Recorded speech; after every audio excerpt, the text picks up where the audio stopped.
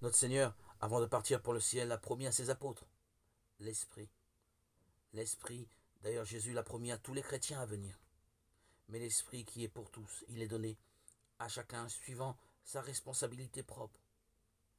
Vous connaissez la confidence du Christ, il vous dira tout ce qu'il faut faire, tout ce qu'il faut dire, voir Matthieu 10, 19.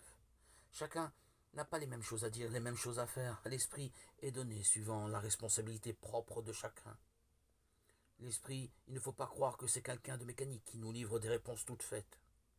Il y a un événement. Il n'y a qu'à aller à la table des matières de l'Évangile et lire à la page proposée. La réponse est là. Si nous lisons le journal, nous voyons un petit fait divers. Un chauffeur de taxi vient d'être tué, par exemple.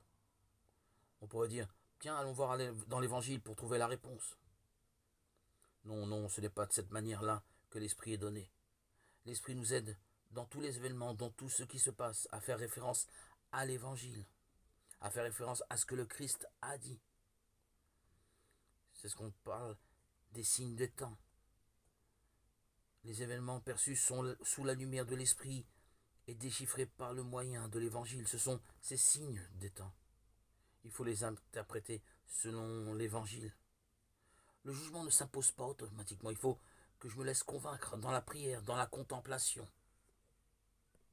Et ainsi je marche selon l'Esprit.